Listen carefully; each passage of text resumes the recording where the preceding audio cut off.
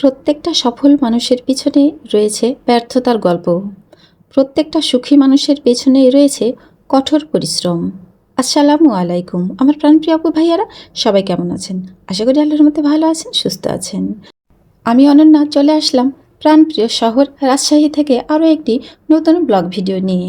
আশা করি রাজশাহী সহ সারা বাংলাদেশের যার কাছেই এই ভিডিওটা পৌঁছাক না কেন, ভালোবেসে ভিডিওটা সবাই দেখবেন এবং আমার পাশে থেকে আমাকে সহযোগিতা করবেন। আমরা সবাই কম বেশি কিন্তু রান্না করতে পারি, তবে এক একজনের রান্নার ধরন এক এক রকমের হয়ে থাকে।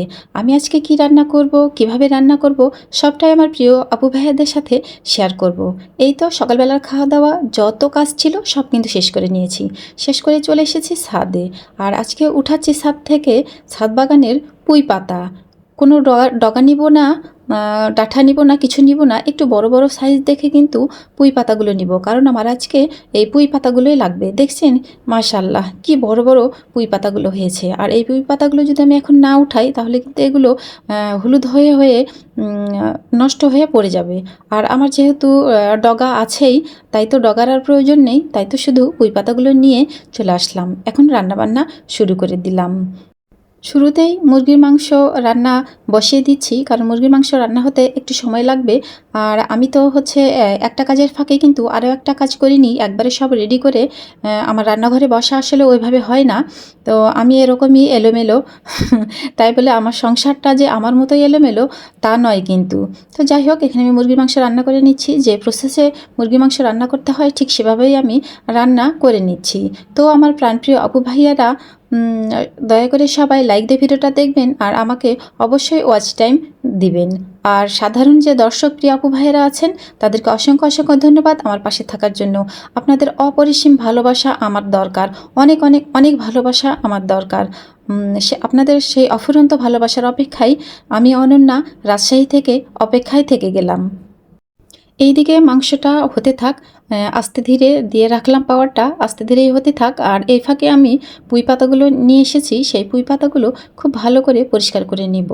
আর পুঁই পাতাগুলো যেহেতু আমার ছাদ বাগানের, তাই তো ময়লা মাটি একেবারেই নাই বললেই চলে, তার জন্যই কিন্তু আমি পুঁই পাতাগুলো কেটে তারপরে কিন্তু ধুয়ে নিচ্ছি। আর আসলে শাকসবজি কাটার আগেই ধুয়ে নিতে হয়, কিন্তু এতটা নিয়মকানুন মেনে আসলে কাজ আমি করতে পারি না। অনেক আপুরাই হয়তো আছেন সব কিছুই খুব সুন্দর করে নিয়মকানুন মেনেই করেন, কিন্তু আমার দ্বারা সেটা আসলে সম্ভব হয় না, কারণ আমি সারাটা দিন শুধু দৌড়ের ওপরেই থাকি তো যাই হোক, মাংস তো রান্না হচ্ছেই, আর কিছুক্ষণ হলে মাংস রান্নাটা হয়ে যাবে। তো মনে হলো যে শাক তো করবই, সাথে মাংস আছে, কিন্তু আরও একটা সবজির প্রয়োজন, কারণ জুবাইরের আব্বুর সবজি না হলে আসলে চলেই না। তো অনেক চিন্তা ভাবনা করে দেখলাম যে একটু শুটকি দিয়ে কোনো সবজি রান্না করাই যায়, তাই তো আগে শুটকিগুলো গরম পানিতে ভিজিয়ে রাখছি। যদিও এটা আমার বাড়ির শুটকি, নিজে হাতে আমি করেছি। তো গরম পানিতে কিন্তু শুটকিগুলো ভিজিয়ে রাখলাম, দিয়ে আমার যেহেতু মাংস রান্না করা হয়ে গিয়েছে, এখন আমি এই শাকগুলো কিন্তু সেদ্ধ বসাতে দিলাম। আর শুধুই পাতা, খুব বেশি সময় লাগবে না। আর ডগাগুলো কিন্তু আমার আগেই সেদ্ধ করে নর্মাল ফ্রিজে রাখা আছে, আল্লাহর রহমতে খুব সুন্দর হয়ে আছে। এগুলো আর ওগুলো একসঙ্গে কিন্তু আমি শাক ভেজে নেব। তো এখানে কিন্তু এখন আমি শুটকির চচ্চড়িটাও করে নিব।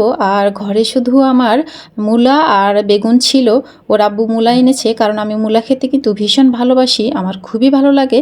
যদিও আমার মেয়ে মূলা খায় না, কিন্তু আমি মূলা ভীষণ পছন্দ করি। অনেকের কাছেই শুনি যে মূলা খেতে নাকি ভালো লাগে না। তো আমি সব খাবারই আল্লাহর রহমতে খেতে পারি, যত রকমের হালাল খাবার আছে, কম আর বেশি। একদমই যে খাই না এমনটা না। তো হাতে মাখিয়েই কিন্তু আমি এই শুটকির মাছ দিয়ে মূলার চচ্চড়িটা বসিয়েছি। আর হাতে মাখা রান্না কিন্তু খেতে ভীষণ ভালো লাগে, আর রান্না করতেও কিন্তু খুব বেশি একটা সময় লাগে না। তো শুটকির মাছটাও হয়ে গেছে, শুটকির চচ্চড়িটা এখন আমি শাকগুলো তেলে দিয়ে নিব। আর ওই যে বললাম যে ডগাগুলো আমার সেদ্ধ করাই ছিল, এই তো ডগাগুলো কিন্তু তেলে দিয়ে দিলাম। আর এখন সেই পুঁই পাতাগুলো দিয়ে দিব। এই পুঁইয়ের ডগার পুঁইয়ের পাতা এখন একসঙ্গে মিক্সড করে আমি ভাজি করে নিব, কারণ আমার ঘরে পুঁইয়ের ডগাগুলো ছিল, নষ্ট হয়ে যাবে, তাই তো আমি নষ্ট না করে সেদ্ধ করে রেখে দিয়েছিলাম। আর সেদ্ধ করার পরে বেশিরভাগই সব ডগা ডগা হয়ে গেছে, তাই তো ছাদ বাগান থেকে কিন্তু আমি পুঁই পাতা এনেছিলাম। তো আলহামদুলিল্লাহ আমার কিন্তু রান্না হয়ে গেছে। সব আমি এখন টেবিলে গুছিয়ে নিচ্ছি, কারণ ওর আব্বু আসলেই যেন আমি যদি অন্য কাজেও ব্যস্ত থাকি তাহলে যেন ও খেতে বসতে পারে, কোনো যেন সমস্যা না হয়। তাই তো আমি সম্পূর্ণ খাবার সুন্দর করে টেবিলে গুছিয়ে আমি রেখে দিলাম। ওর আব্বু খাওয়া দাওয়া করে চলে গেছে, আমাদেরও খাওয়া দাওয়া করা হয়ে গেছে। এখন বিকেল টাইম বলতে একদম মাগরিবের সময় হঠাৎ করে মনে হলো যে কিছু একটা বানাই, জুবাইরেরও খাওয়া হবে আমারও খাওয়া হবে, কারণ জুবাইর তো প্রত্যেক দিন সন্ধ্যা পর কিছু না কিছু খেতে চায়, ওকে তো আমার কিছু না কিছু দিতেই হয়।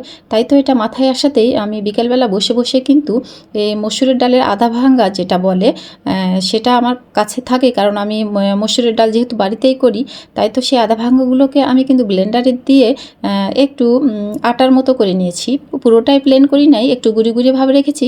আর এখানে দিয়ে দিলাম চালের আটা, একটু দিলাম গমের আটা, সব মিক্সড করে পেঁয়াজ কাঁচামরিচ দিয়েছি, লবণ হলুদ সব কিছু দিয়ে খুব সুন্দর করে কিন্তু আমি মাখিয়ে নিলাম। নিয়ে এই যে কি বানাচ্ছি আমার প্রিয় আপুরা, আমি তো প্রায় দেখি অনেক প্রিয় আপুরাই আছে এরকম করে চাপড়ি বানিয়ে খায়, এটা কিন্তু আমি ফার্স্ট টাইম বানালাম, কখনো এর আগে আমি বানাইনি।